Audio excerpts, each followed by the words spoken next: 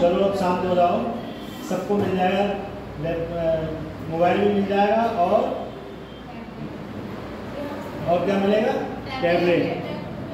खुश हो जाओगे।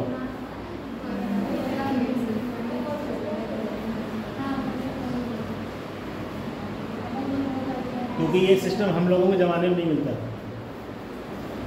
हम लोगों के समय में ये चीज़ नहीं, सब कुछ नहीं मिलता। क्योंकि उस समय जो है वोट बैंक की राजनीति नहीं होती थी, कास्ट की राजनीति नहीं होती। और इस समय जो है वोट बैंक का सिस्टम है, सामाजिक परिदृश्य है, तो उसमें जो है ये सिस्टम चालू हो गई।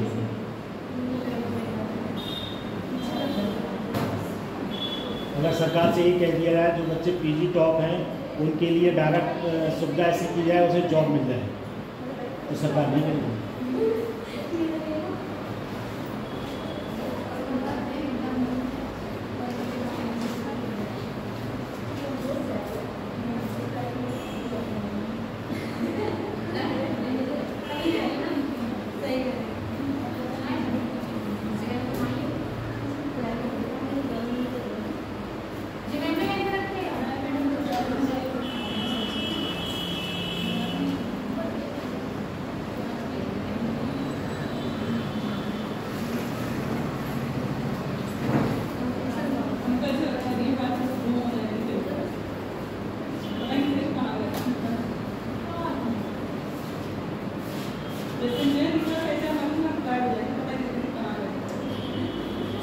कल आपके लिए परिवार के लक्षण, प्रकार, आवाज आ रही है आपको?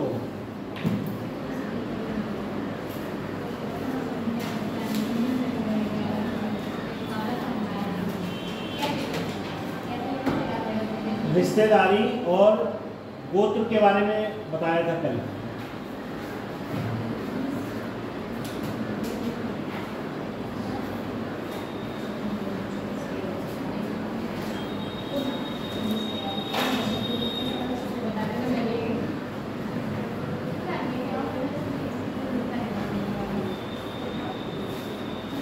परिवार के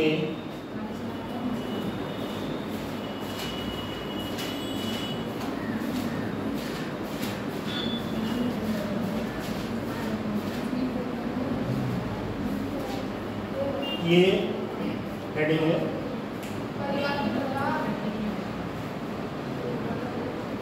परिवार के प्रकार ये, और इसके आगे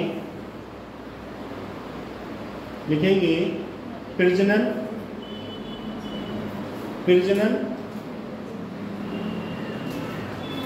बच्चे को जन्म देना,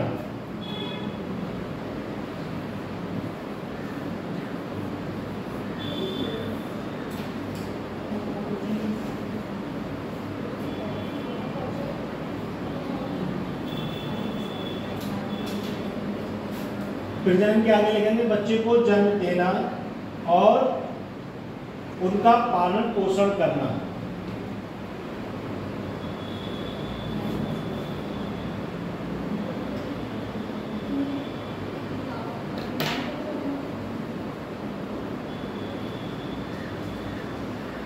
जो परिवार के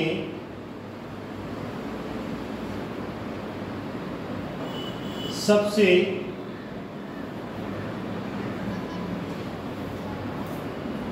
आवश्यक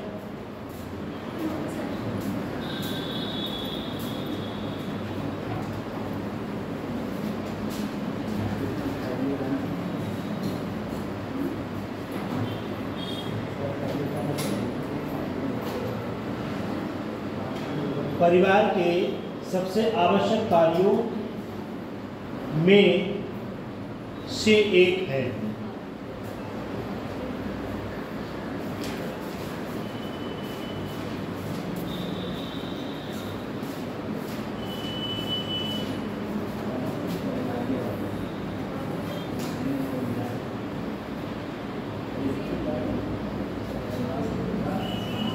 ये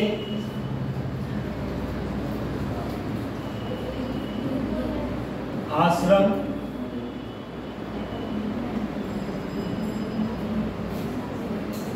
प्रदान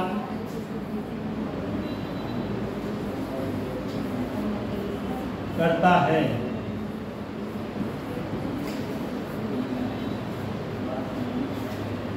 ये दूसरा पॉइंट है। इसके आगे लिखेंगे परिवार अपने सदस्यों को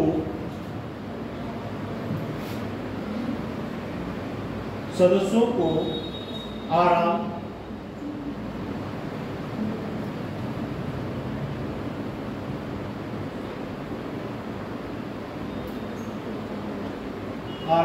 सुरक्षा स्थान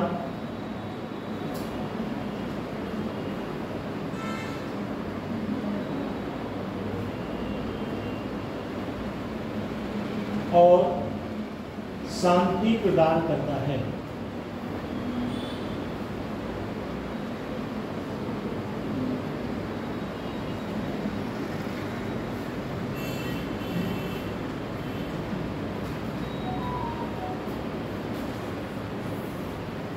नंबर 3 समाजीकरण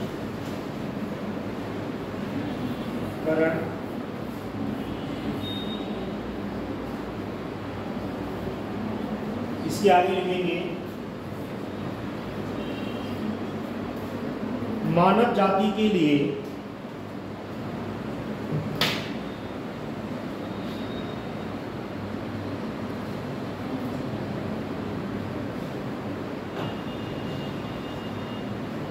जैविकीय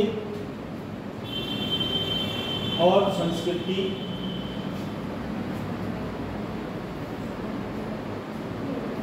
निरंतर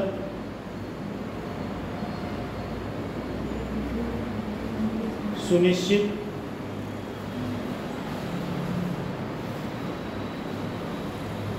करने के लिए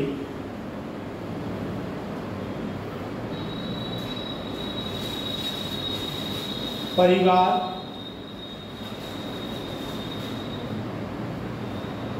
समाजीकरण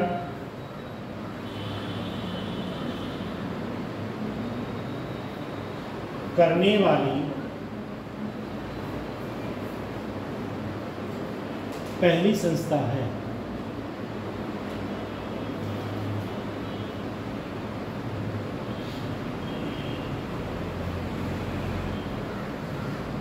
नेक्स्ट पॉइंट है आर्थिक कार्य। आर्थिक कार्य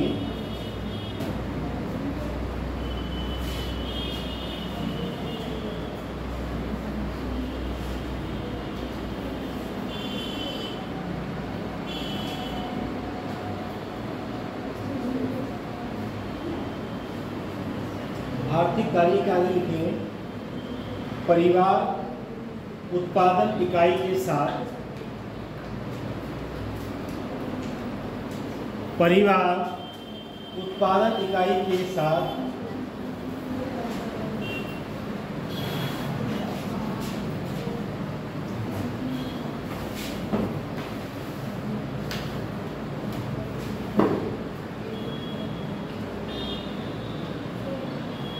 उत्पादन इकाई के साथ उपयोग की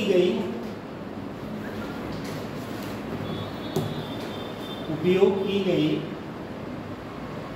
इकाई भी है।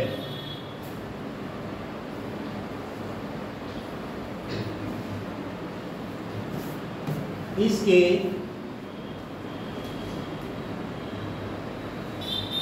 सदस्य सामाजिक आर्थिक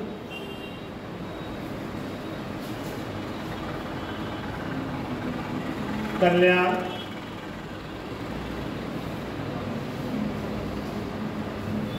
सुनिश्चित करने के लिए आजीविका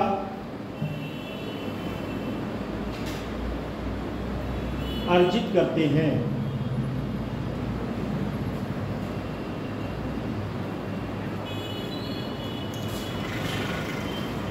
नेक्स्ट पॉइंट है शैक्षिक कार्य।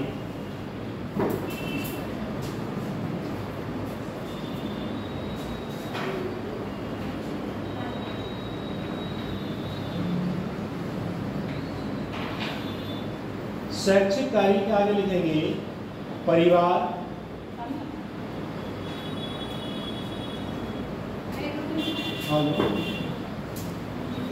परिवार बच्चों को सामाजिक व्यवहार और आदतों में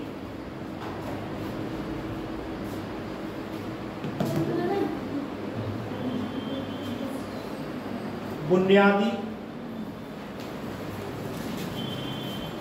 प्रशिक्षण प्रदान करता है, जो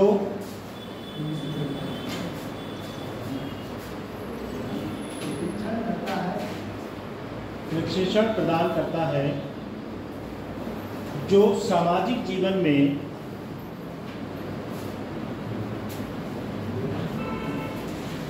आगे बढ़ने के लिए आवश्यक है।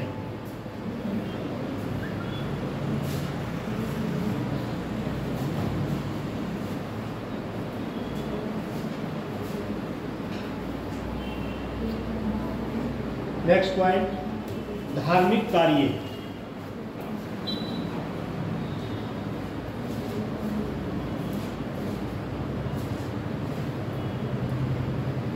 परिवार,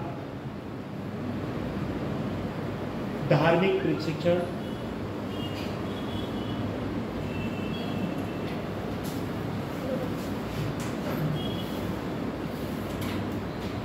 और आध्यात्मिकता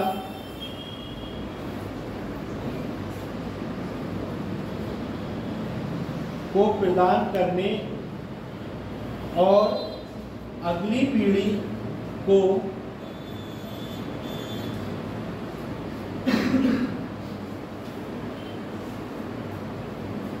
धार्मिक विरासत सौंपने का केंद्र है।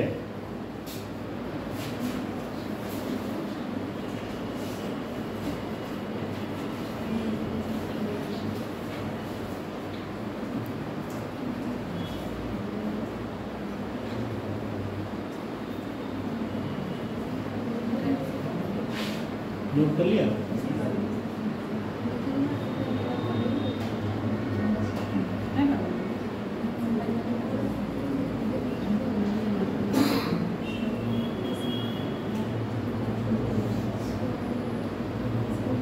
इसमें जो पॉइंट लिखवाया था मैंने, प्रजनन, बच्चे को जन्म देना। अगर प्रजनन या परिवार की जो बेसिक आप क्या बोल नहीं कर रही, मुझे तो ऐसा ही लगा।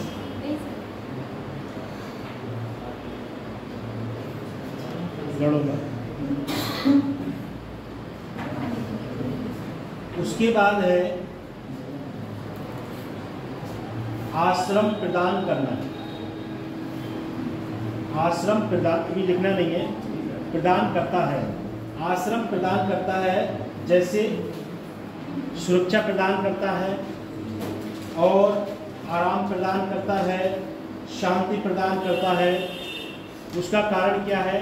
जैसे कुछ बुजुर्ग व्यक्ति हैं जिनकी देखरेख के लिए उनके परिवार में कोई विशेष रूप से नहीं है और अपने बुजुर्ग वृद्धा स्थिति में उनका पालन पोषण करने वाला कोई नहीं है, उस व्यक्ति को आश्रम का सहारा लेना पड़ता है।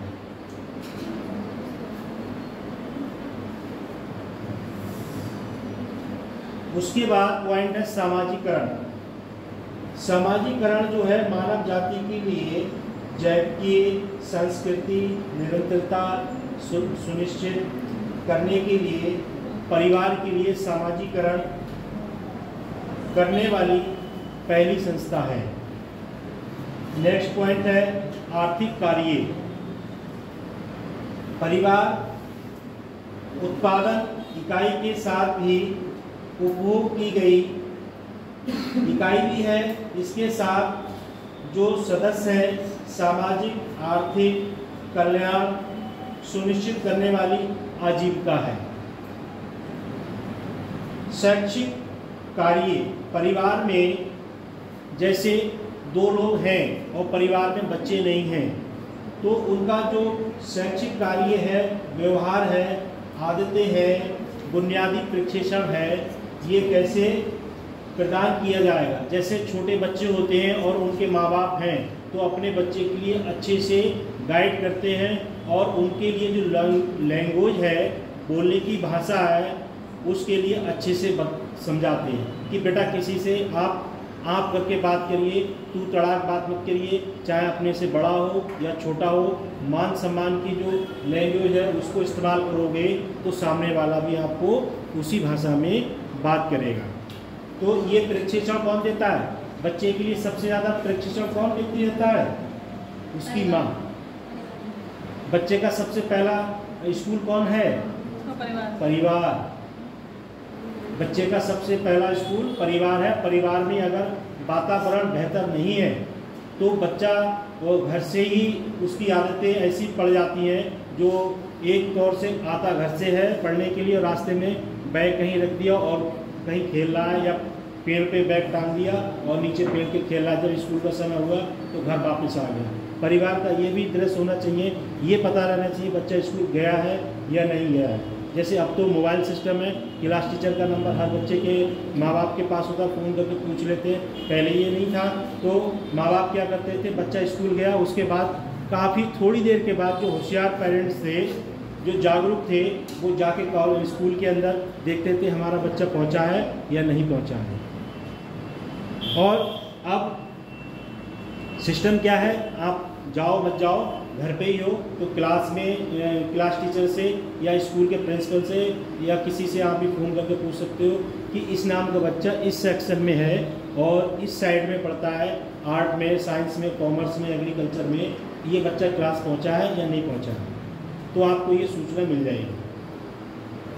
ये गाइड करता है परिवार के ऊपर। क्यों?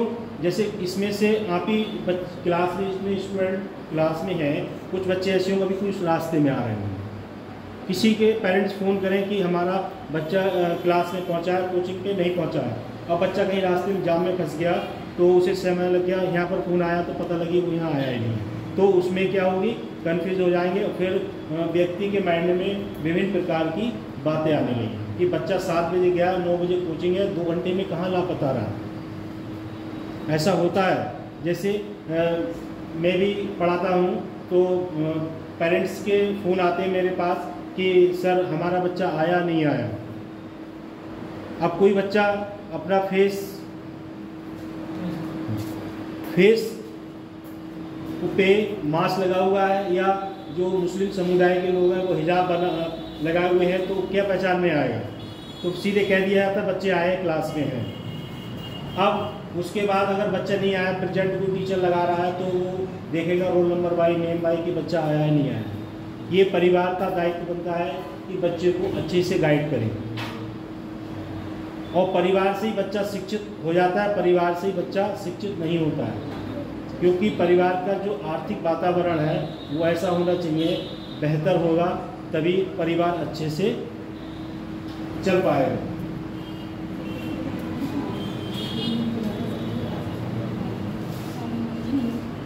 उसके बाद नेक्स्ट पॉइंट है धार्मिक कार्य।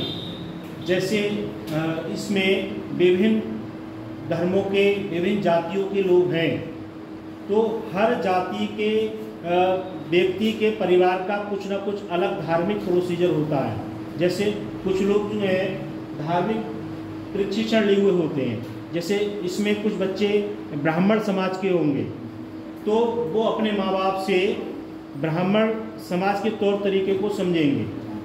कुछ बच्चे ठाकुर, क्षत्रिय, वैश्य, शूद्र समुदाय के प्रशिक्षण के आधार पर तौर तरीके को समझेंगे। कुछ आध्यात्मिकता को प्रदान करेंगे, जैसे कुछ ईश्वर में आस्था रखते हैं, कुछ लोग ईश्वर में आस्था नहीं रखते। तो ये व्यक्ति पर डिपेंड करता है कि वो आध्यात्मिकता को माने या ऊपर भगवान को माने या किसी अन्य देवी देवता को माने, या उसके घर में जो रीति रिवाज पहले से चली आ रही है, किसी देवी देवता के लिए किसी आस्था का मान सम्मान या पूजा प्रार्थना आराधना करते हैं, तो उसको वो ही विरासत की अगली पीढ़ी के तौर में मानते हैं। जैसे कि आप लोग या आपके बुजुर्ग पहले से किसी देवी देवता की पूजा करते आ रहे हैं और वो बुजुर्ग हो गए, होने के बाद वही पूजा पाठ अर्चना आराधना आपको वो बुजुर्ग सिखाएंगे। वो एक क्या हो गया, प्रशिक्षण हो गया। वो ये हो गया कि जैसे वो बुजुर्ग व्यक्ति अगर ख़त्म हो जाता है तो जो देवी देवता पुराने रीति रिवाज है उसके लिए जो भी प्रोसीजर है वो आपको आपके परिवार के लोग हैं वो समझा देते हैं कि बेटा ऐसे ऐसे ये कार्य करना है। जैसे जैसे धार्मिक रीति रिवाज है, जैसे आप सपोज करो कोई बच्चा है इस्लाम धर्म का बैठा है, नहीं है, तो इस्लाम धर्म में एक बेसिक कॉन्सेप्ट है कि आपको 5 समय की नमाज पढ़ना है।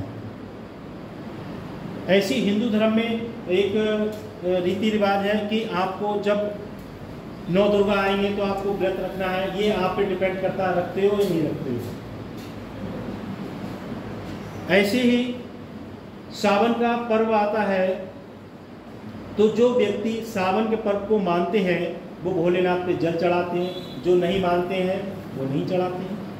और जब नहीं मानने वाले की तो ऐसी इच्छा है कि नहीं मानता है किसी देवी देवता को, कभी मंदिर में नहीं जाता है, कभी मस्जिद में नहीं जाता है, कभी गुरुद्वारे में नहीं जाता है, तो वो तो उसकी आस्था है, नहीं मानता है। पर जो सिस्टम है उसमें आप जुड़े हो तो आपको मान सम्मान करना चाहिए।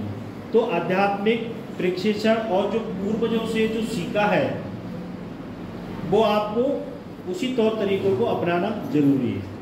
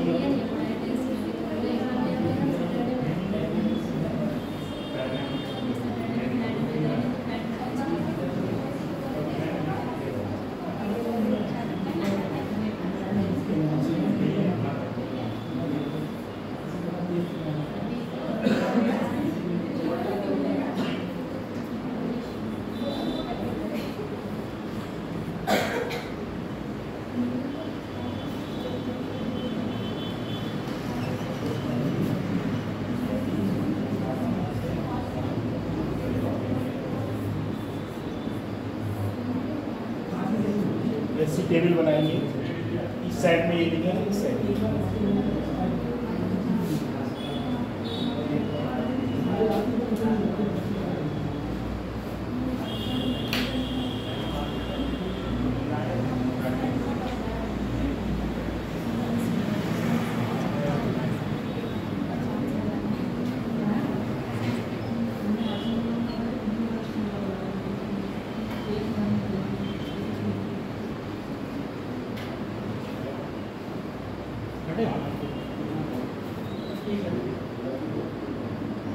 बराबर में ट्रेनिंग कोई और चल रही है, इसमें क्या चल रहा है? जी सर, बराबर में कोई ट्रेनिंग और चल रही है इसमें? SSC coaching. नहीं, वो जो अभी गाड़ी आई हुई है। हाँ, अभी विश्वकर्मा वाला। अच्छा, विश्वकर्मा वाली। विश्वकर्मा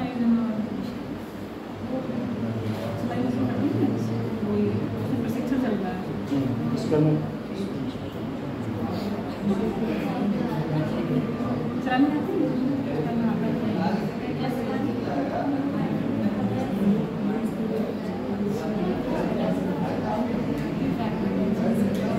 नोट कर लिया ये। इसके आगे को पहले वाले में संयुक्त परिवार प्रणाली के गुण वाले कारण में नीचे लिखेंगे आर्थिक प्रगति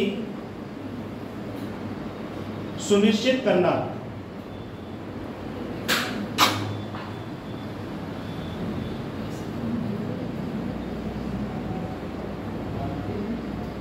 आर्थिक प्रगति सुनिश्चित करना।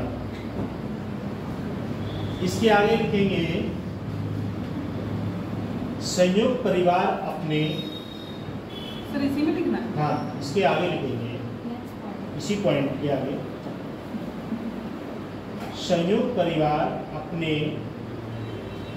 सदस्यों के भोजन, वस्त्र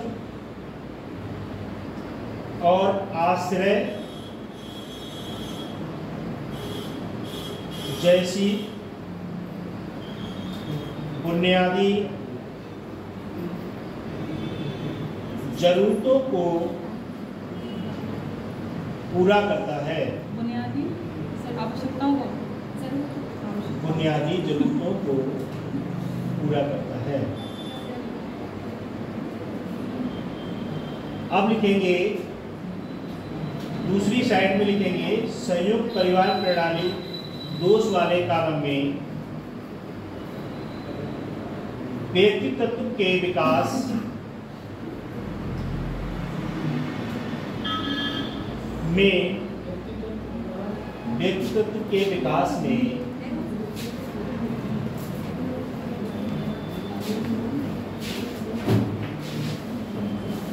में बाधक।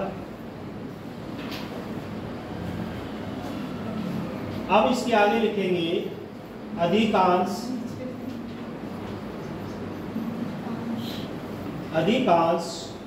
उत्तरदायित्व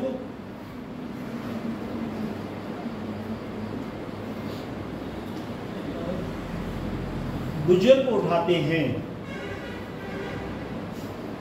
उत्तरदायित्व परिवार में जो बुजुर्ग होते हैं वो उठाते हैं और छोटों को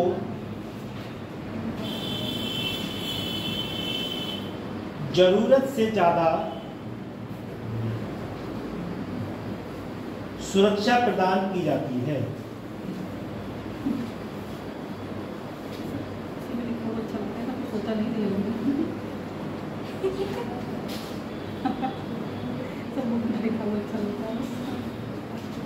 इस प्रकार अपने सदस्यों को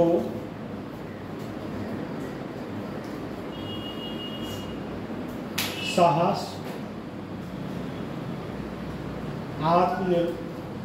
आत्मनिर्भर,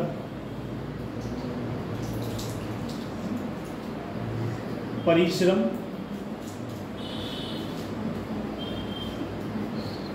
आदि के गुणों को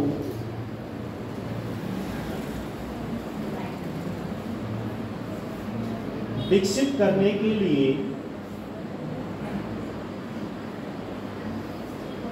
पर्याप्त अवसर प्रदान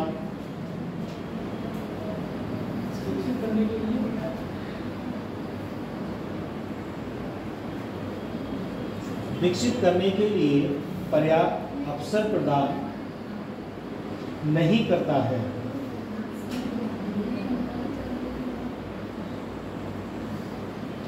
देखो इसमें एक पॉइंट लिखा है, जिन बच्चों के माँ बाप अगर जूनियर में या प्राइमरी स्कूल में टीचर हैं तो उनके पास सरकार ने एक आदेश भेजा होगा कि जो लड़कियां हैं उनके लिए लक्ष्मीबाई आत्मसंरक्षण प्रशिक्षण प्रदान करें। उसमें 2 पॉइंट दिए गए थे, एक ताई कमांडो और एक जूडो कराडो। जैसे अभी जो महिलाओं के साथ जहाँ तहाँ घटनाएं घट रही हैं, तो लड़कियों के लिए सरकार ने ऐसा प्रोसीजर निकाला है कि लड़कियां ताई कमांडो, जूडो कराडो या अन्य प्रशिक्षण प्राप्त करें, जिससे कि अगर कोई व्यक्ति या कोई पुरुष या कोई अनजान व्यक्ति किसी महिला के लिए अगर रास्ते में परेशान करता है और जूडो कराडो अगर उसे आते हैं तो 2 फाइटिंग में उसके लिए नीचे गिरा दिया जाए। क्योंकि आप लोग जहाँ रहते हो वहाँ एक जूनियर स्कूल होगा 6 से 8 वाला, वहाँ एक फिजिकल एजुकेशन टीचर होगा जो बीपीएड, डीपीएड, सीपीएड करा हुआ होगा, फिजिकल का प्रशिक्षण लिया हुआ टीचर होगा, वो उन बच्चों को सिखाएगा। और उसमें सरकार ने बहुत बढ़िया परिदृश्य अपनाया है कि ये प्रशिक्षण लड़कियों के लिए बहुत ज़रूरी है। उसमें जैसे जो लड़कियां प्रशिक्षण प्राप्त किए हुए हैं और कोई व्यक्ति ऐसी अपनी मानसिकता को अपनाता है, किसी व्यक्ति के लिए परेशान करता है, अगर उस लड़की के लिए वो चीज़ आती है तो 2 तरीके के या 3 तरीके के 4 तरीके के जो उसमें टिप्स बताए जाते हैं, उन टिप्सों से सामने वाले को वो लड़की क्या करेगी? फाइट कर देगी और क्या बन जाएगी? पुलिसगिरी की तरह संदेदर, ऐसी स्थिति होगी। ये सरकार ने बहुत अच्छा किया है। इस पॉइंट के अंतर्गत ये जो मैं आपको बता रहा हूं वो यही है सिस्टम।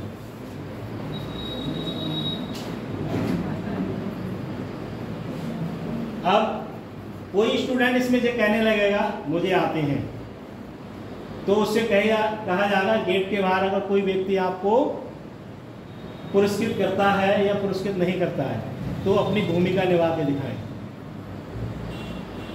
तो मीडिया वाले तुरंत जितने पीलीभीत के चैनल हैं वो सब यही आ जाएंगे कि आज इस लड़की ने बहुत अच्छा करा, बहादुरी का काम किया। उसके बाद नेक्स्ट पॉइंट है संयुक्त परिवार प्रणाली के गुण वाले कॉलम में लिखेंगे श्रम विभाजन के लाभ।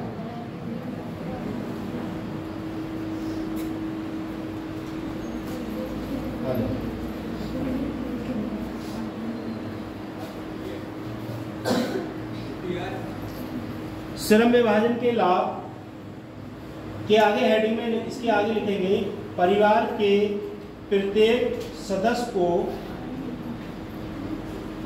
श्रम विभाजन का लाभ मिलता है।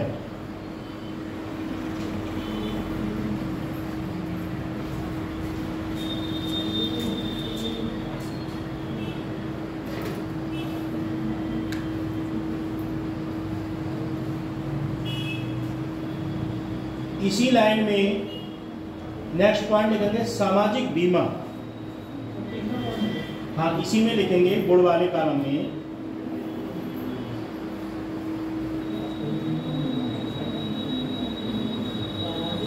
बीमा। इसी के आगे लिखेंगे संयुक्त परिवार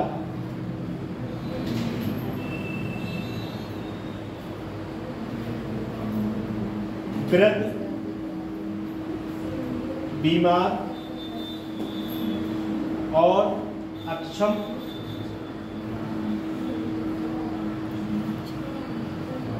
लोगों के लिए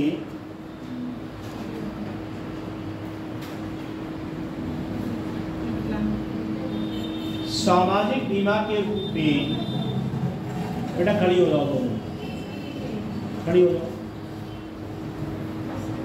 आपका क्या नाम है? इसका खड़ी हो। क्या परेशानी है आपको? सर मेरा छूट गया था, उसका भी छूट गया था। थोड़ी स्पीड बढ़ाओ, ठीक है।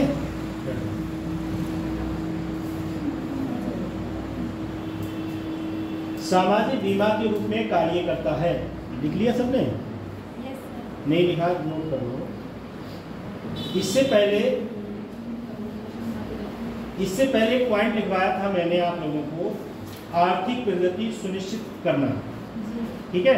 इसे मैं एक्सप्लेन करना भूल गया था क्योंकि इस बराबर वाले टॉपिक पे चला गया था। जैसे आप लोग हो, आपकी एज 20, 22 साल, 18 साल, 19 साल, 21 साल, 23 साल, किसी बच्चे की 24 भी होगी, 23 भी होगी, ऐसे लमसम एक आंकड़े के अकॉर्डिंग मैं बता रहा हूँ। तो आपका जो संयुक्त परिवार है, जिस परिवार में आपका पालन पोषण हुआ है, जिन माता पिता ने आपके पाल पोष के बढ़िया बढ़िया माल पानी खिला के इतना बड़ा कर दिया,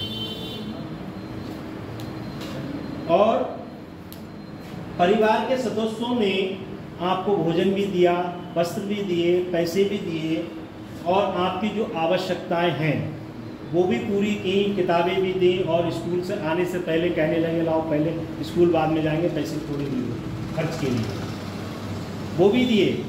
और उसके बाद उनका पूरा एक श्रेय, उसका पूरा बोझ आपके परिवार में एक व्यक्ति ने उठाया।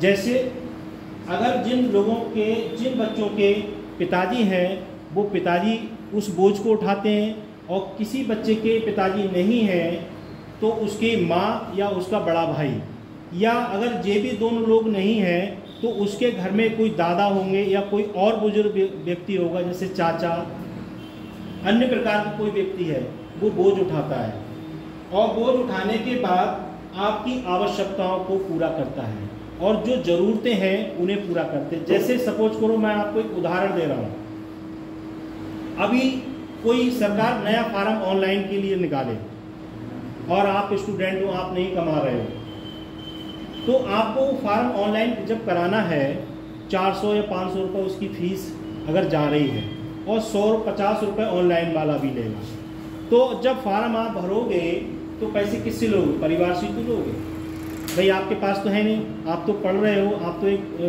बेरोजगार हो, रोजगार के तलाश में हो, ठीक है। तो आपकी जो आवश्यकताएं, ज़रूरतें हैं, बुनियादी प्रोसीजर है, उसका बोझ उठाने के लिए आपके घर में एक मौजूदा व्यक्ति होगा, जिसे साधारण भाषा में कहते हैं मुखिया। मुखिया चरण सिंह, मुखिया क्या होता है? उसका पूरी जिम्मेदारी रहती है कि जितने बच्चे हैं सबको अच्छे से पढ़ाना लिखाना, और उनकी देखरेख करना, नौकरी दिलाना, और उनकी परवरिश करना, और उन्हें गाइडलाइन देना कि जे अच्छे मार्ग पे चलें। ये मुखिया का और उसके माँ का कर्तव्य होता है कि लड़की या लड़का अच्छे मार्ग पे चले। और घर वाले आपको पैसे दे सकते हैं, कॉलेज भेज सकते हैं, अच्छे स्कूल में एडमिशन करा सकते हैं, पर मार्ग आपको चुनना है। ऐसा नहीं है एडमिशन कराने के बाद भी घर वाले क्लास आपके बदले लें, ऐसा कोई प्रोसीजर नहीं है। प्रोसीजर आपको अपनाना है, अपने विवेक का इस्तेमाल करना है, क्योंकि जो व्यक्ति आपकी जिम्मेदारी ले रहा है वो सर्वप्रिय है। मैंने इसी उत्तर प्रदेश में देखा है, क्योंकि कई अधिकारी मेरे भी टच में हैं, और एक दो नहीं, हर विभाग के अधिकारी भी जान पहचान है, कोई रिलेशन में है, कोई कैसा है। मैंने ये देखा है, जब किसी व्यक्ति का बच्चा पढ़ लिख के IAS, PCS, SDM, BDO, CDO, खंड शिक्षा अधिकारी, BSA, ABSA, BD और ब्लॉक खंड शिक्षा अधिकारी जब बन जाता है, जब वो गांव में एंट्री मारता है, अपने मोहल्ले में मारता है, ज़िले में एंट्री मारता है, तब उसके माँ बाप का जो है एक उन्हें ऐसा प्रभाव महसूस होता है कि हमने भी किसी ऐसे बच्चे को, ऐसे पुत्र को जन्म दिया जो आज हमारा नाम रोशन कर दिया, लगता है। क्योंकि पिछली बार पीलीभीत की एक लड़की ने भी परीक्षा क्रैश की और वो अधिकारी बनी, और जब उसका प्रोग्राम रखा गया पीलीभीत में, तो उसके माँ बाप से पूछिएगा उनके दिल में कैसी जागरूकता उत्पन्न हो रही होगी कि हमने इस बच्चे के लिए कैसे मेहनत से पढ़ाया लिखाया, और कैसी स्थिति में पैसे फीस इसकी अदा की, और आज हमारा मान सम्मान कितना है। क्योंकि जिस जिले में उसकी पोस्टिंग होगी उस जिले में किसी भी आईपीएस अधिकारी को, किसी भी अधिकारी को फोन उठा के कर देगी तो सबसे पहले उसका काम होगा उसकी बात सुनी जाएगी। आपके घर वालों ने आपकी जिम्मेदारी ली है, अब आपकी अहम भूमिका है कि आप उस प्रोसीजर को आगे कितनी मेहनत से बढ़ाते हैं। क्लास में प्रॉपर सभी बच्चों के लिए मैं गाइडलाइन एक पॉइंट कह रहा हूँ कि क्लास में जब आप लोग आओ एंट्री करो, चाहे एक बेसिक एंट्री करो या फिल्मी स्टाइल में एंट्री करो, आपका कॉन्सेप्ट और आपका दिमाग प्रॉपर क्लास के अंदर होना चाहिए। ठीक है,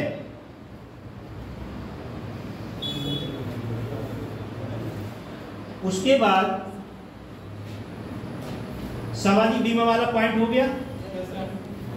सामाजिक परिवार जो होता है, सामाजिक बीमा संयुक्त परिवार जो वृद्ध लोग होते हैं, बीमारी से ग्रस्त होते हैं और उन्हें जब 60-65 साल की एज में, 65-70 साल की एज में होते हैं, जैसे किसी जॉब में है 60 साल के बाद, 62 साल के बाद, या कुछ विभागों में 65 साल भी कर दी गई है, तो इसमें अगर रिटायर होते हैं तो जब रिटायर होने के बाद उनकी बॉडी उस चीज़ को इतना ऑब्जर्व नहीं कर पाती है कि वो पहले जैसी ज़िंदगी जीवन यापन कर लें, तब वो लोग अपना बीमा करा लेते हैं और बीमा कराने के साथ साथ वो सामाजिक रूप से कार्य करना उतना बेहतरीन नहीं कर पाते। जैसे सपोज करो कि आपकी एज इस समय 20-22 साल है तो आप अच्छे से कार्य कर लोगे, और यही एज अगर 80 साल की एज में पहुंच जाओ तो वो कार्य कर पाओगे, कर तो पाओगे मगर वैसा नहीं कर पाओगे, क्योंकि बॉडी उस चीज़ को उस समय इतना ऑब्जर्व नहीं कर पाएगी।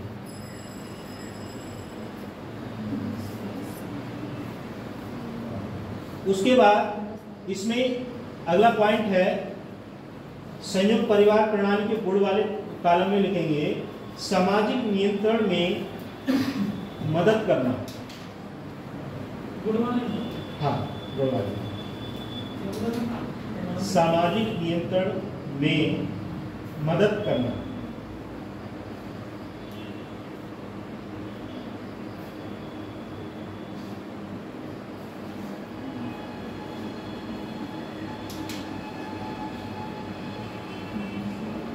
इसके आगे लिखेंगे संयुक्त परिवार अपने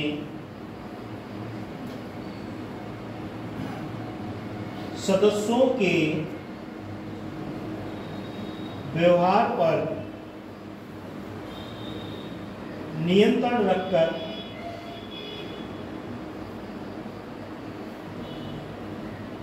सामाजिक नियंत्रण के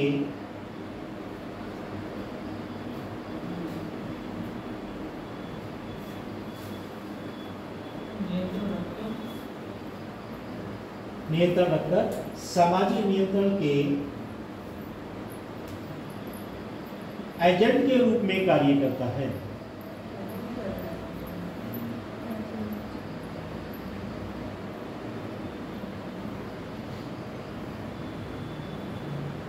व्यक्तियों को अपने व्यक्तित्व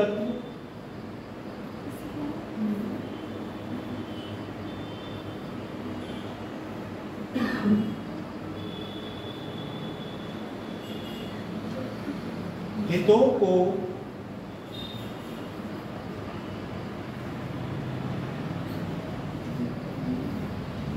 पारिवारिक हितों के अधीन सिखाया जाता है।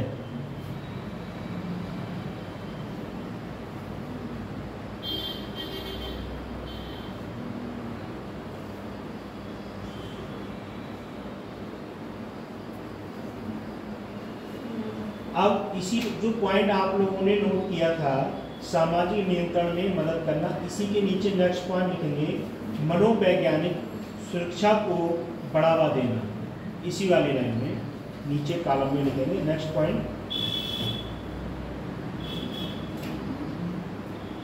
मनोवैज्ञानिक सुरक्षा को बढ़ावा देना।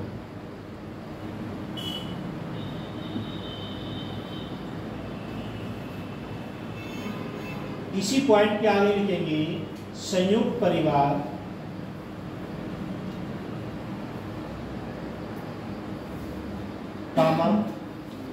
परिवार में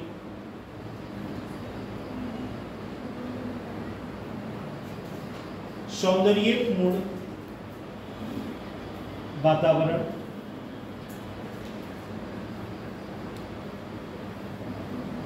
बनाकर सामाजिक एकता के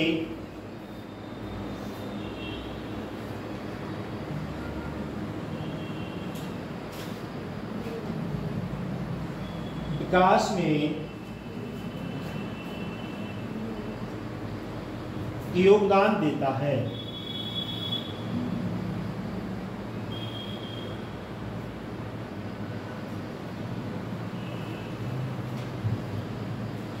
ये अपने सदस्यों को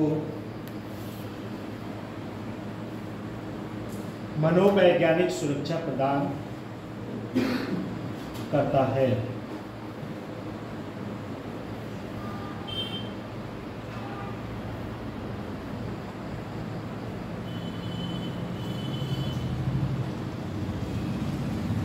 और परिवार के भीतर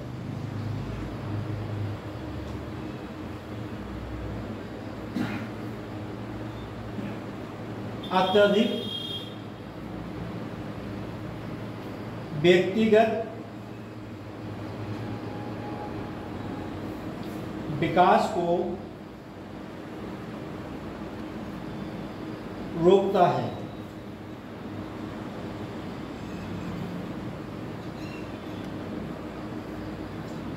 इस पॉइंट में जो संयुक्त परिवार है उसमें इन्होंने कहा है कि जो वातावरण है वो सौंदर्यपूर्वक हो, जिससे कि प्रेम भाव से परिवार में रहा जाए। किसी प्रकार की ऐसी नीति को नहीं अपनाया जाए जो परिवार में लोग हैं वो लड़ाई झगड़ा करें और उस प्रकार की सामाजिक एकता को समाप्त करें। जैसे परिवार में ज़्यादा लोग होते हैं तो परिवार में ज़्यादा लोग होते हैं, परिवार में अगर 10 लोग हैं परिवार में तो उस परिवार में 1-2 लोगों की साइकोलॉजी ऐसी होगी, उनकी ट्यून होगी, वो किसी का कहना नहीं मानते और वो अपने एक रुतबे में रहते हैं और रुतबे में रहने के साथ साथ घर वाले भी परेशान हो जाते हैं और उनसे कहते हैं कि भाई तुम किसी की बात अगर नहीं मानते हो तो तुम जानो, तुम्हारा काम जाने, हमें किसी से कोई मतलब नहीं।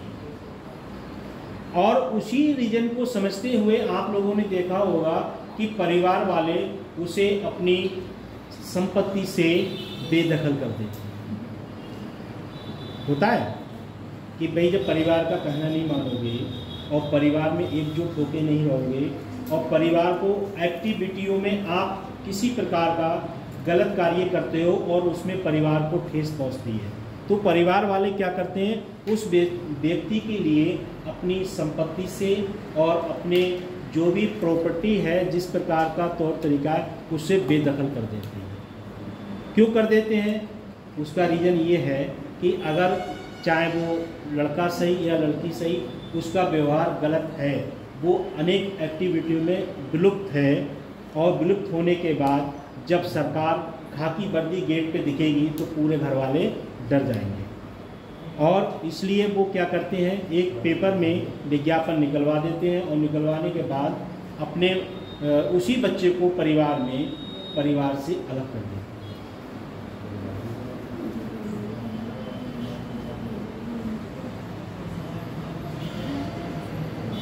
फिर उस पर एक पॉइंट और आता है, परिवार वाले उसे समझाते हैं पहले कि तुम्हारे अंदर दिमाग नहीं है कि तुम ऐसा, हम लोगों का इतना ऊंचा नाम है, पूरी जिले के लोग हमें सलाम करते हैं, नमस्कार करते हैं और तुम ऐसी मानसिकता वाले, मनोवैज्ञानिक वाले, साइकोलॉजी वाले बच्चे घर में पता नहीं तुमने कहाँ से ऐसा परिवार में प्रोसीजर अपनाया और तुमने जन्म ले लिया, पूरे परिवार का नाम डुबो दिया।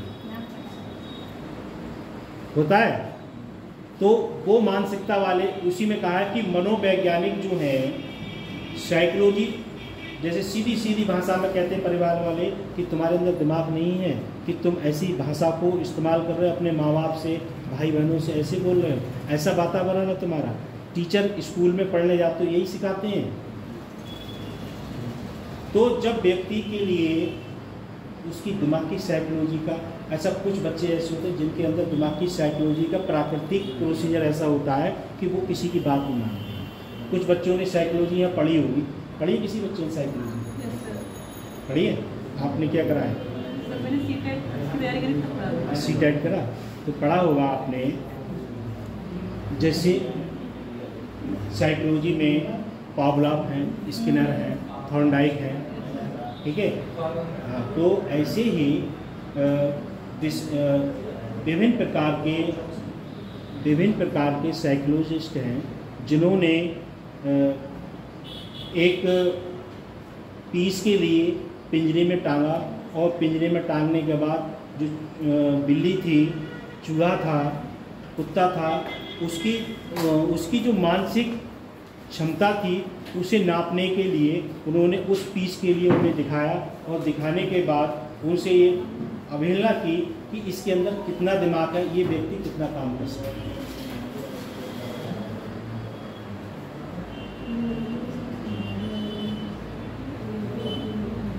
ये सबका लिख गया पॉइंट।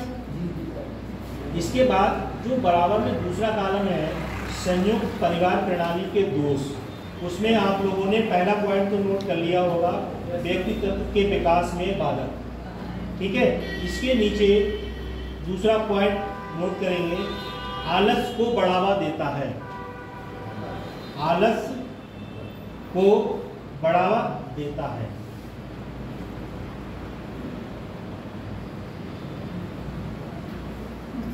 इसके आगे लिखेंगे, संयुक्त परिवार को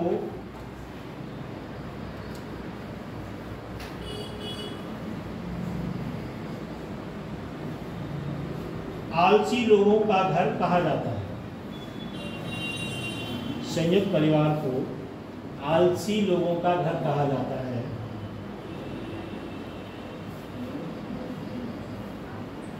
चूंकि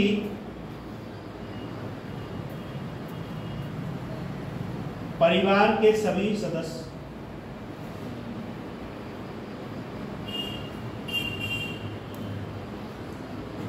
को जीवन की मूलभूत आवश्यकताओं का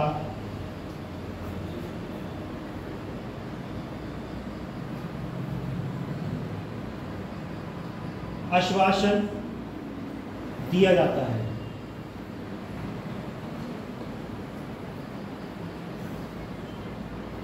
कोई भी उत्पादक गतिविधियों में अधिक रुचि, कोई भी उत्पादक गतिविधियों में अधिक रुचि नहीं लेता है।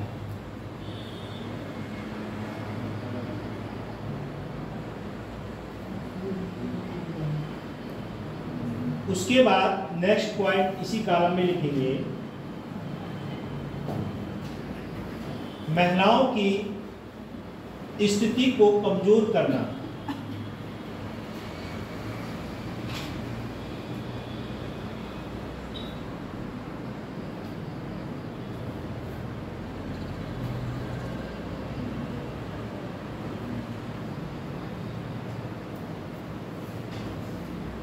इसके आगे लिखेंगे, प्रसत्तात्मक,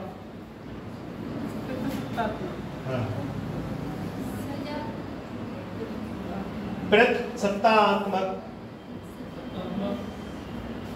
संयुक्त परिवार में महिलाओं की भूमिका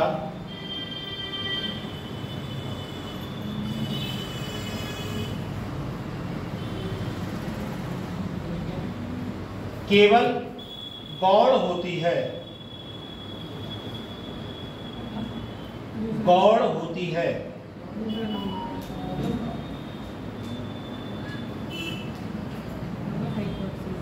और उनके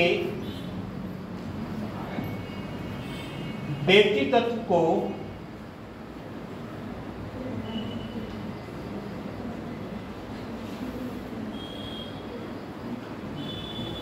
अभिव्यक्त करने और विकसित करने की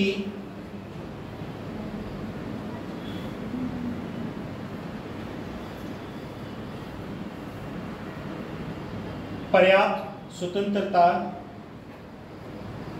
नहीं दी जाती है।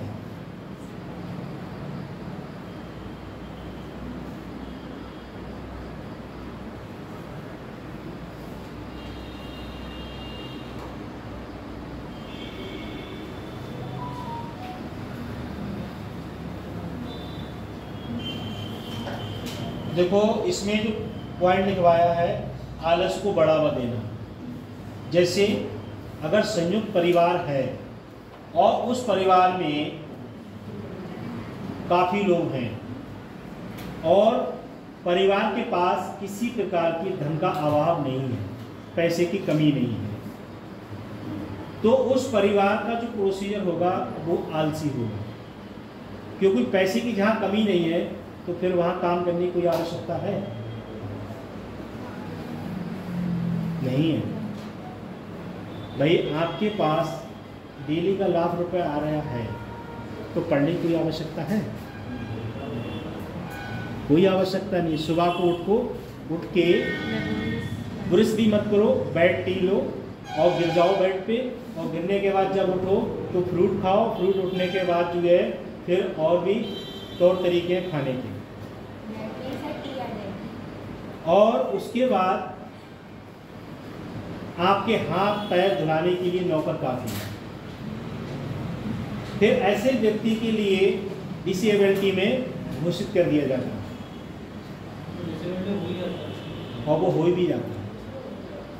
क्योंकि संयुक्त परिवार जब है तो उसमें किसी प्रकार की कोई कमी नहीं है, तो उस परिवार में सब लोग क्या होंगे? एक से बड़ा कौन होगा? आलसी। और आलसी जो व्यक्ति आलस में विलीन है वो फिर आगे का रास्ता नहीं चुनता। जब तक वो चुनने का विचार बनाता है तब तक उसकी एज निकल चुकी होती है, और सोची समझी विचारधारा को अपनाता है तब तक उसकी एज 40-45 साल हो जाती है। और फिर जो है उसके लिए समाज के लोग जो हैं क्या कहते हैं कि भाई वो तो जिम्मेदार आदमी है, उनकी तुलना दूसरे व्यक्ति से कैसे की जा सकती है।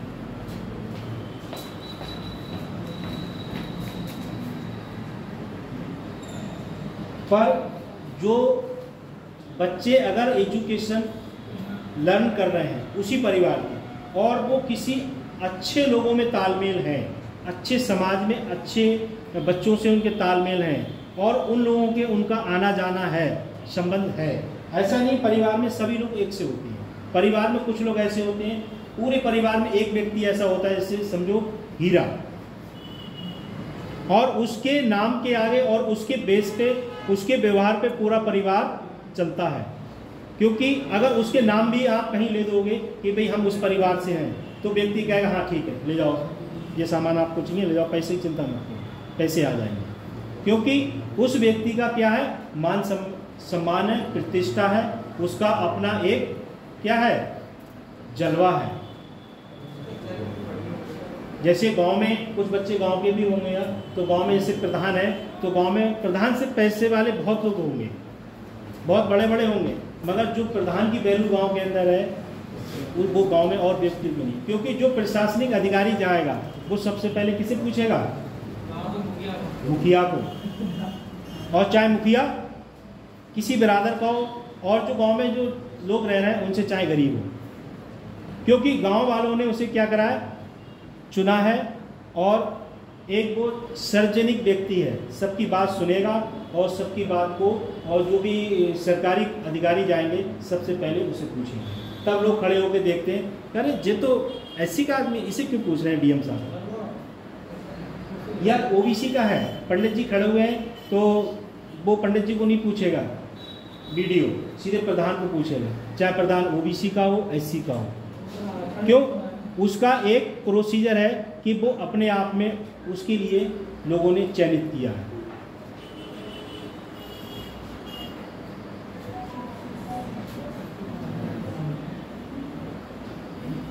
उसके बाद दूसरा पॉइंट है महिलाओं की स्थिति को कमजोर करना। जो संयुक्त परिवार है उसमें जो महिलाएं हैं, अगर महिलाएं अशिक्षित हैं, कम पढ़ी लिखी हैं, जागरूक नहीं है, तो महिलाओं की स्थिति जो है वो दयनीय रहती है।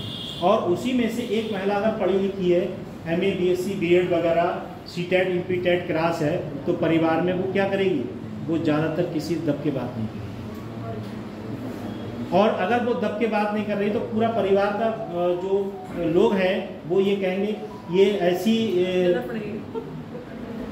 बीवी इस लड़के की पल्ले पड़ गई है जो किसी की बात ही नहीं मानती। और उससे ये भी मना किया गया था कि तुम्हारी जब शादी हुई तुम्हें नौकरी नहीं कराएंगे, कि तुम्हें नौकरी नहीं कराएंगे, इस बेस पे शादी तय कर ली। और जब वो नौकरी पे जब फार्म ऑनलाइन हुए, नौकरी में उसका मेरिट लिस्ट में सिलेक्शन हो गया और होने के बाद वो जॉब पे लग गई, जब 70-80 हज़ार 1 लाख रुपये कमा के दे रही है तो घर वालों का मुंह सबका बंद हो जाएगा कि ये बीवी बहुत बढ़िया आ गई और ये लड़की जो है हमारे घर में लक्ष्मी का रूप धारण करके आई, पूरे घर का परिदृश्य चेंज कर दिया। ऐसा भी होता है।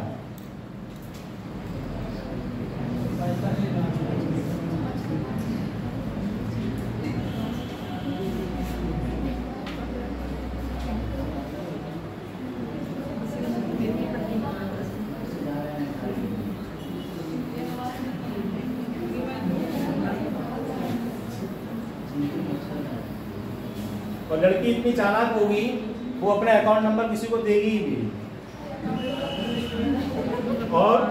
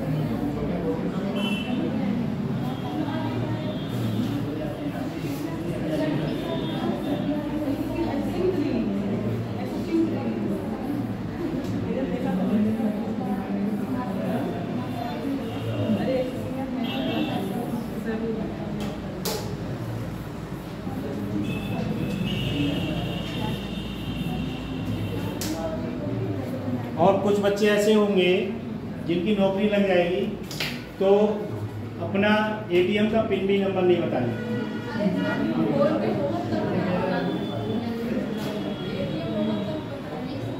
भारतीय परिवार में संरचनात्मक और प्रक्रियात्मक परिवर्तन। हाँ सर, ये दोस्त में लिखना है?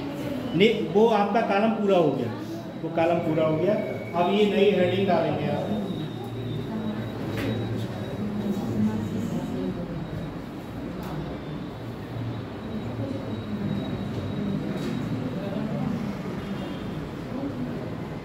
इसके हेडिंग के नीचे नंबर 1 लिखेंगे एकांकी परिवार। जो हेडिंग डालेंगे इसके नीचे नेक्स्ट पॉइंट लिखेंगे एकांकी परिवार।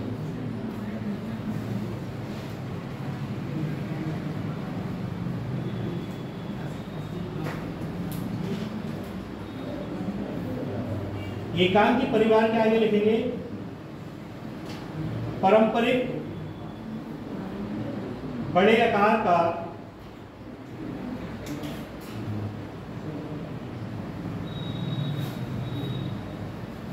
संयुक्त परिवार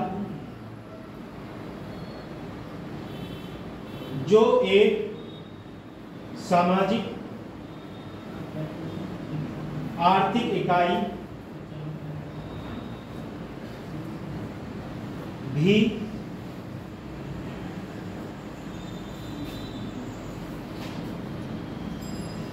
था उसका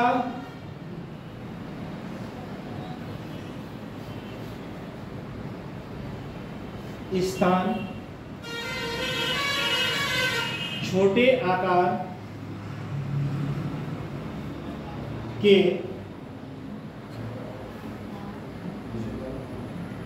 एकांकी परिवार के लिए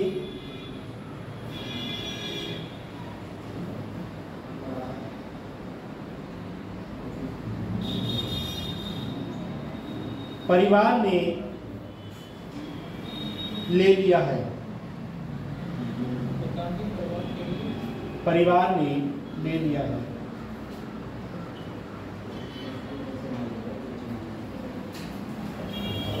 इसके आगे लिखेंगे शहरीकरण।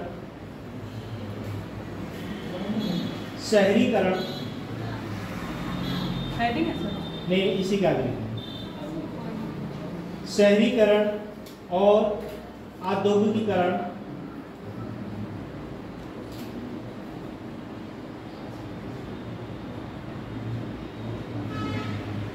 से इस प्रवृत्ति को बल मिला है। बल मिला है।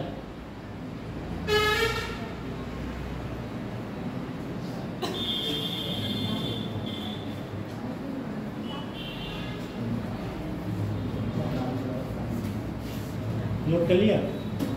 देखो इसमें एक तो उन्होंने कहा है, इसमें जो संयुक्त एकांकी परिवार है, जैसे आपने देखा होगा, शायद सुना होगा, उत्तर प्रदेश में एक ऐसा जिला है, उस गांव में लगभग 250-300 लोग निवास करते हैं और उस गांव के अंदर हर परिवार से एक IAS और PCS अधिकारी है और उस जिले का नाम पूर्वांचल में है और छोटा सा गांव है।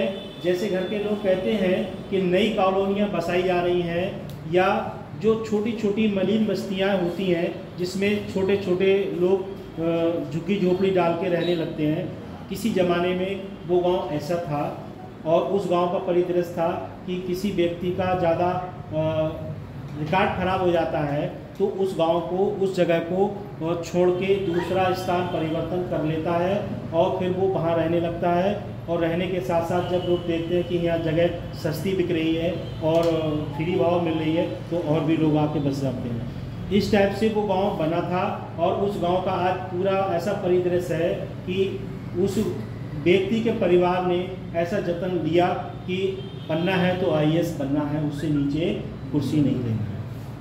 और उस गांव के अंदर जितने भी लोग हैं उस परिवार में से कोई ना कोई चाहे DSP है, DM है, SP है, ऐसी बड़ी बड़ी पोस्टों पे हैं और उस का जो सिस्टम है वो ऐसा है कि जो लोग पढ़ाई करते हैं उनका लक्ष्य सीधे रहता है कि मुझे IAS अफसर बनना। जैसे बिहार में लोग कहते हैं या तो बनेंगे नेता या बनेंगे अधिकारी। कुछ बच्चों ने बिहार की परीक्षा अगर दी होगी तो उन्हें पता होगा, बिहार गए होंगे तो वहाँ का सीधा प्रोसीजर है कि वहाँ के लोग मेरे साथ भी पढ़े हैं बिहार के, तो वो सीधे कहते हैं या तो बनेंगे अधिकारी और अधिकारी नहीं बनेंगे, बनेंगे लालू प्रसाद की पार्टी के नेता। और जो व्यक्ति या तो अधिकारी बनने के बाद पैसा कमाता है और या अधिकारी नहीं बनता है तो नेता बनता है तब पैसा कमाता है। तो कोई व्यक्ति अगर जब राजपाट शासन प्रणाली में आता है तो वो किस लिए आता है? हर व्यक्ति का मन कहता है कि मैं ओडी से, BMW से, फॉर्च्यूनर से घूमूं, पर इस लायक अगर हो तो घूम सकते हो। वो भी व्यक्ति ऐसे हैं जो उस गाड़ी में घूम रहे, वो भी तो इंसानी है, चाहे वो महिला से या पुरुष से है, नहीं है? वो उस चीज़ के योग्य हैं तब उस चीज़ में घूम रहे हैं। जैसे आपने देखा होगा एक IAS अफसर है सृष्टि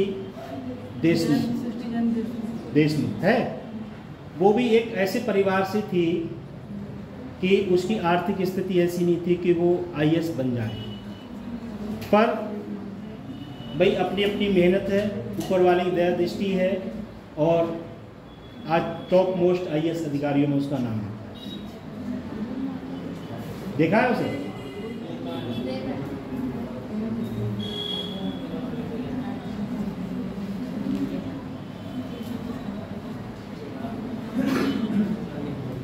अब इसके बाद जो शहरीकरण है, औद्योगिकरण है, जैसे एकांकी परिवार जो होता है, उससे कोई व्यक्ति ऐसा होता है कि ग्रामीण क्षेत्र से शहरी क्षेत्र में या शहरी क्षेत्र से किसी अन्य क्षेत्र में जब पहुंच जाता है और उसके लिए अच्छी पोस्ट मिल जाती है, अच्छी नौकरी प्राप्त कर लेता है, तो वो एक अच्छा प्रोसीजर को, अच्छे परिवार को आगे चल के बना लेता है। अब उसमें जैसे कुछ व्यक्ति IAS PCS की तैयारी करते हैं, अधिकारी नहीं बन पाते हैं, तो उनके पास BTech, MTech, MPhil, PhD, NET, ये IIT इस टाइप की डिग्रियां कर लेते हैं बाद में। जैसे आपने देखा होगा BTech वाले ज़्यादातर MBBS तैयारी करते हैं, और MBBS वाले भी कुछ ऐसे हैं जो IAS की तैयारी कर लेते हैं, क्योंकि उनका एक प्रोसीजर होता है कि हर व्यक्ति ये चाहता है पहले एक छोटी मोटी नौकरी प्राप्त कर लो, उसके बाद आगे प्रोसीजर बढ़ता रहेगा। तो अब उन्होंने औद्योगिक प्रगति को अपना लिया। जैसे कोई BTech वाला व्यक्ति है और BTech वाला व्यक्ति है तो वो एकदम IAS थोड़ी बन जाएगा। तो उसने क्या करा, अपनी जीवन यापन करने के लिए उसने किसी फैक्ट्री को ज्वाइन कर लिया, और ज्वाइन करने के बाद उसमें वो क्या है, एक बॉस के रूप में कार्य कर रहा है, HR बना हुआ है और पूरी कंपनी को चला रहा है, और खुद आता है 11 बजे और 2 बजे चला जाता है। उसका टाइम फिक्स है, क्यों? उसकी एक अपने आप में वैल्यू है, और उसकी जो योग्यता है उसकी पोस्ट के अकॉर्डिंग उसे क्या मिला है, HR डिपार्टमेंट मिला है।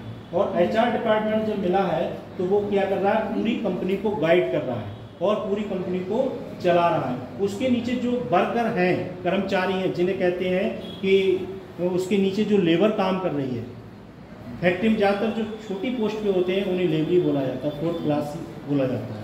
और जो उच्च लेवल के अधिकारी होते हैं, HR होते हैं, मैनेजर होते हैं, मतलब विभिन्न प्रकार की पोस्टें होती हैं उसमें, तो वो उस चीज़ को अपना के और अपनी मनोबल प्रवृत्ति को और अपने, जैसे एक सीधी भाषा में कहते हैं कि अपने आगे बढ़ने के लिए रास्ता के लिए चयनित कर लेता है, चुन लेता है। नेक्स्ट पॉइंट है नव स्थायी निवास। नव स्थायी निवास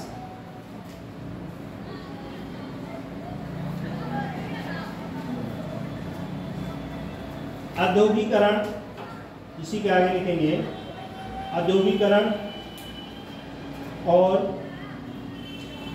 शहरीकरण के कारण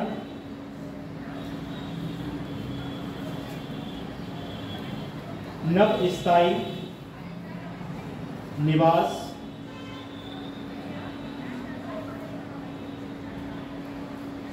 तेजी से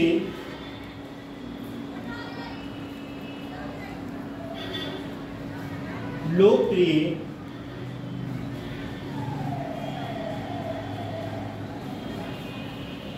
हो रहा है।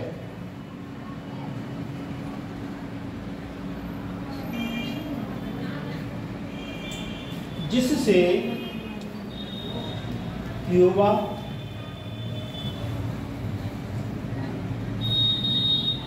विवाहित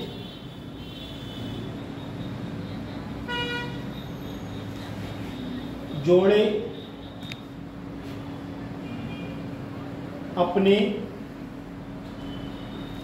कार्यस्थल पर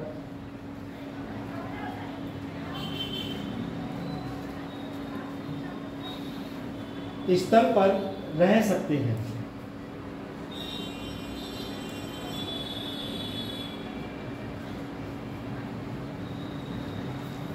इसमें इस पॉइंट में ये बताया गया है कि जैसे जो नवयुवा लोग हैं और वो किसी अच्छे पोस्ट को प्राप्त कर लेते हैं, और प्राप्त करने के बाद सबसे पहले उस व्यक्ति का लक्ष्य होता है, भाई अब तो नौकरी मिल गई, अब सबसे बढ़िया एक आलीशान बंगला होना चाहिए जिसको मैं एंट्री करूं तो 4 कर्मचारी वहाँ खड़े हों, कोई नौकर बोलते हुए सही नहीं लगेगा, तो पढ़े लिखे व्यक्ति अगर सामने वाले को नौकर बोलेगा तो हालांकि पोस्ट तो नौकरी वाली है उनकी, मगर वो शब्द सही नहीं रहता है। तो उनके लिए जो भी अधिकारी होते हैं वो सीधे कहते हैं आज भैया जी काम पे नहीं आए, आज उनकी ड्यूटी लगी थी वो क्यों नहीं आए। अब उस जब सार्वजनिक पोस्ट पे हो तो अपने से नीचे वाले के लिए मान सम्मान देना जरूरी है, क्योंकि आप मान सम्मान नहीं दोगे तो आपके लिए भी दूसरा व्यक्ति मान सम्मान नहीं देगा। उन्होंने कहा है कि शहरीकरण या औद्योगिकरण, जैसे आपने देखा होगा जो शहरीकरण है उसके साथ साथ औद्योगिकरण है। जैसे कोई व्यक्ति ग्रामीण क्षेत्र से शहर में आता है और उसकी अच्छी पोस्ट पे चयनित हो जाता है, चयनित होने के बाद वो अपना एक निवास के लिए बनाना चालू कर देता है। और अगर कोई औद्योगिकरण फैक्ट्री से जुड़ा हुआ है तो उसके लिए फैक्ट्री के कर्मचारी के लिए वो क्या करेंगे, अपने स्तर से एक निवास अवेलेबल कराएंगे। और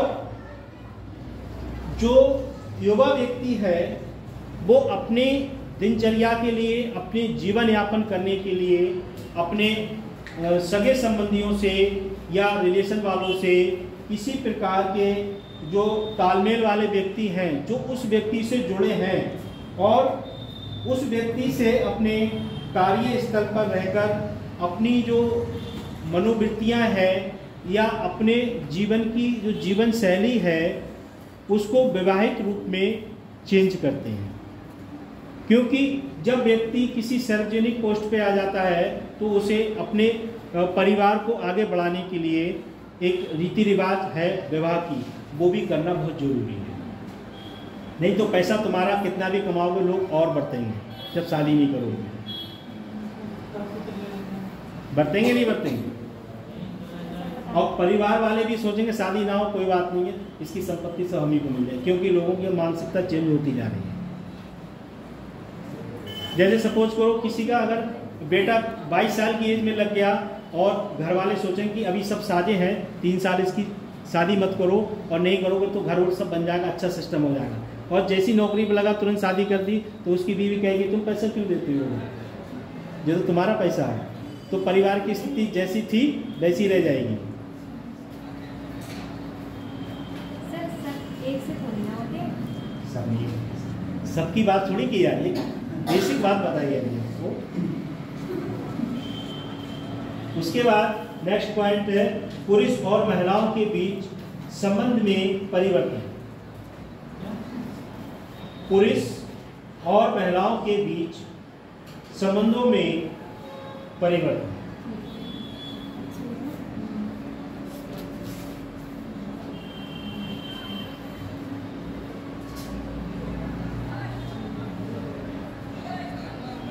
इसी का आगे लिखेंगे महिलाओं को अब उनके पुरुष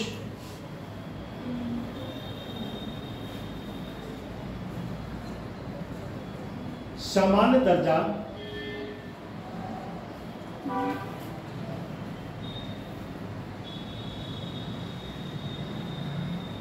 या उनके समकक्ष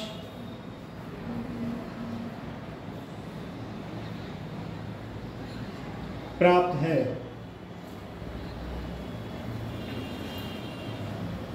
और वे अब कठोर परिश्रम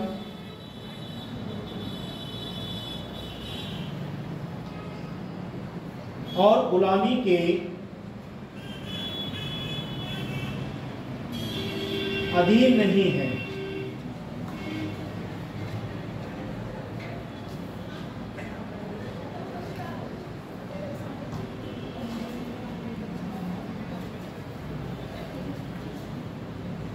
नेक्स्ट पॉइंट विधायी उपाय।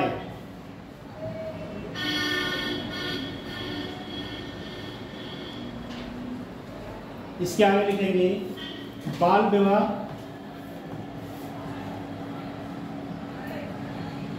बाल विवाह निरोधक अधिनियम।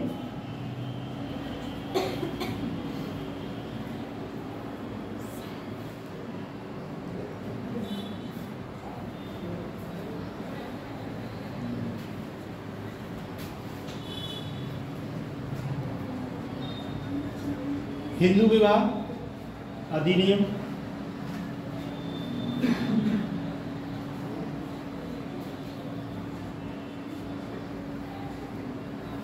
विधवा पुनर्विवाह अधिनियम।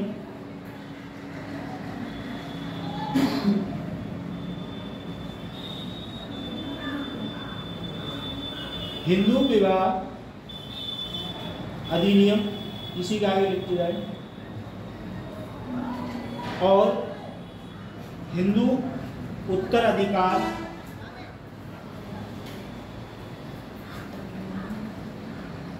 अधिनियम।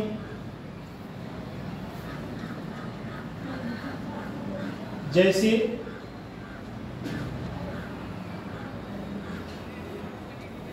विधायी उपायों ने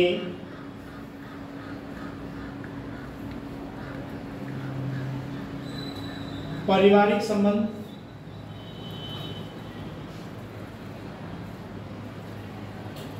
संरचना,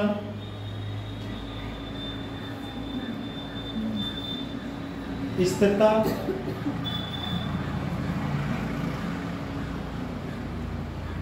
को प्रभावित किया है।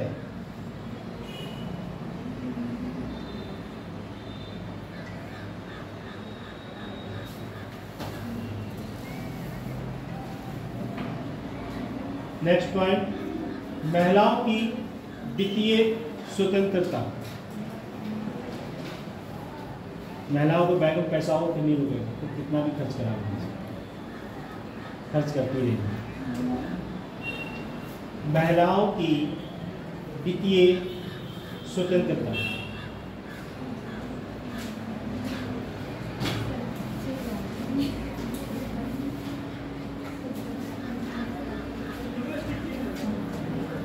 इसके आगे लिखेंगे, महिलाएं अब पुरुषों के साथ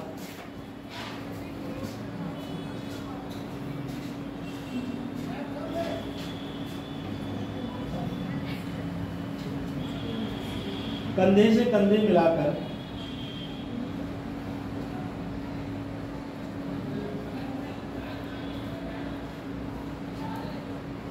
विभिन्न भूमिका में काम कर रही हैं।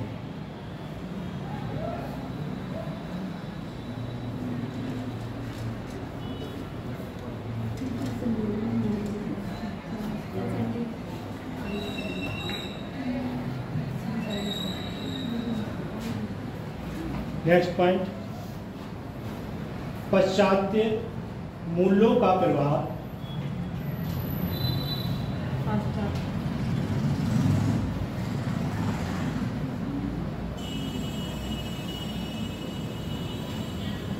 इसके आगे लिखेंगे, आधुनिक विज्ञान,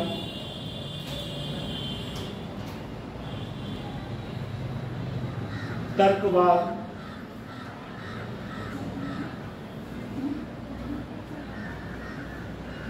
व्यक्तिवाद,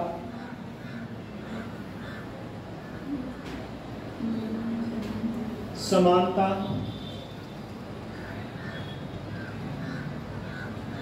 मुक्त जीवन,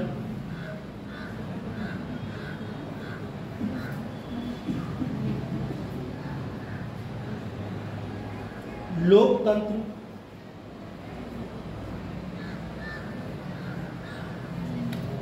नारी की स्वतंत्रता जैसे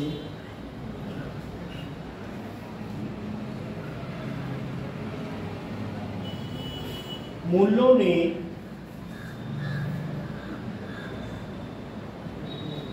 भारतीय परिवार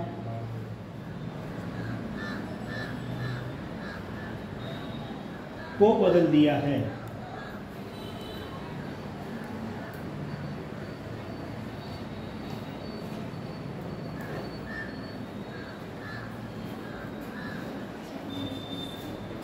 नेक्स्ट पॉइंट, परिवार की तरल प्रकृति।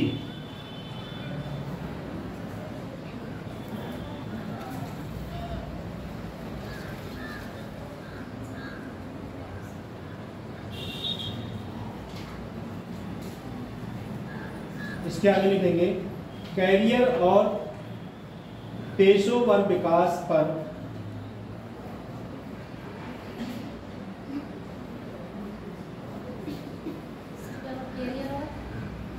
कैरियर और पेशेवर विकास पर बढ़ते ध्यान को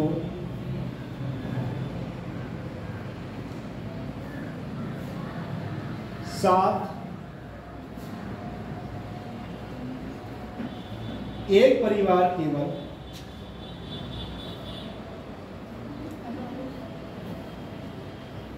एक सप्ताह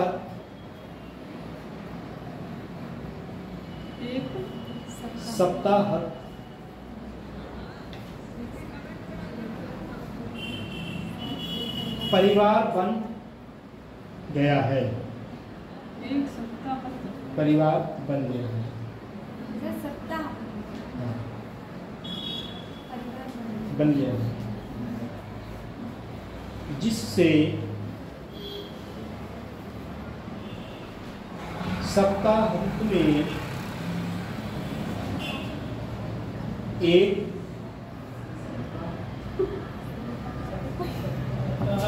सप्ताह लीजिए, एक युगल आपस में मिल सकता है।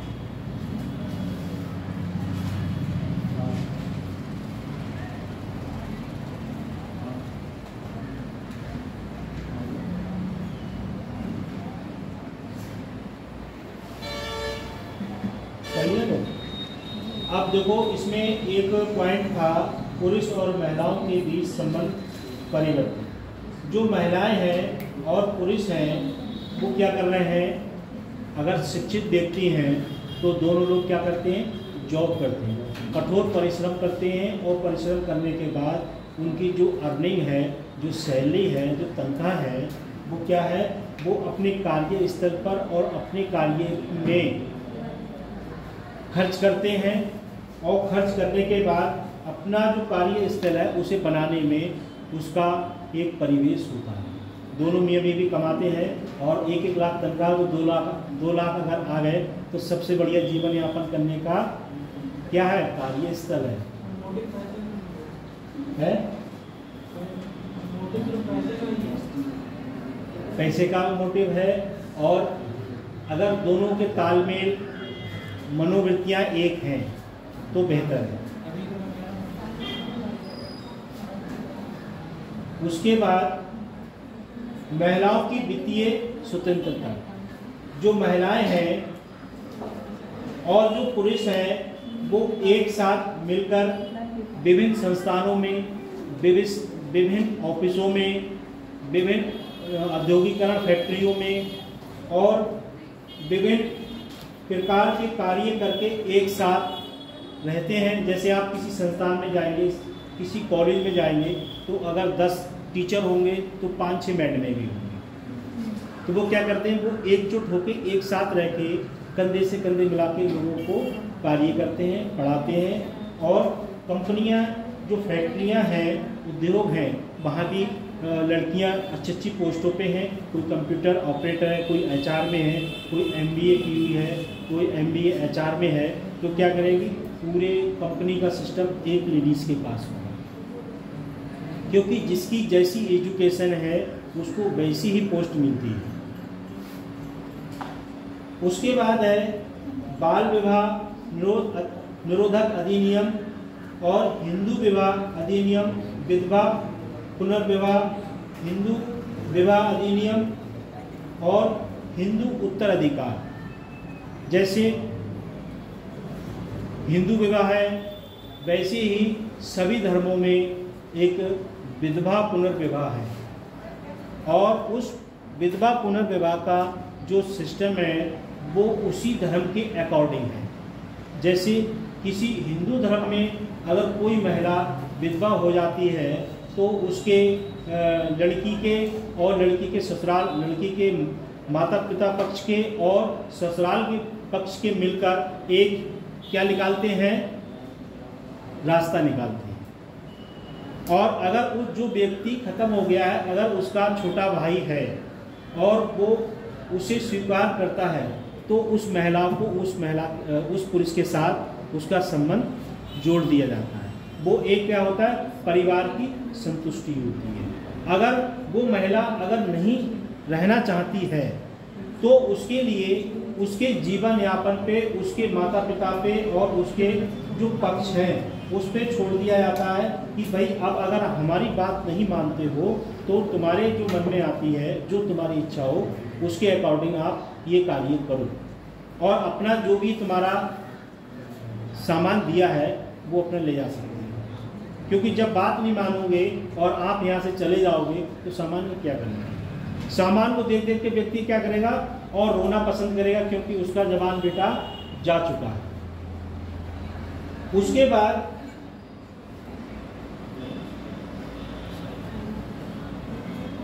हिंदू उत्तराधिकार, जो हिंदू समुदाय है उसमें बेटियों का होना भी जरूरी है और बेटियों के साथ साथ अगर 4 बेटियां हैं या 3 बेटियां हैं तो एक पुत्र होना बहुत आवश्यक है। क्योंकि पुत्र नहीं है तो परिवार में जो माता पिता हैं उनका जब अंतिम संस्कार होगा तो उनके लिए उस समय याद आएगी, और याद ऐसी आएगी कि उनका एक बेटा भी होता जो लास्ट में उनके लिए क्या करता, अंतिम संस्कार में उनकी डेड बॉडी पे कंधा भी लगा सकता और उनके लिए अंतिम संस्कार में जो मेन भूमिका होती है वो निभा सके। और अगर नहीं है तो चाहे वो किसी धर्म की बात करो, एक पुत्र होना, चाहे 2 हो चाहे 1 हो, होना बहुत आवश्यक है। क्योंकि जब अंतिम संस्कार होता है तो उस समय इस बात को व्यक्ति ज़्यादा महसूस करता है। चलो, इसे बंद करो।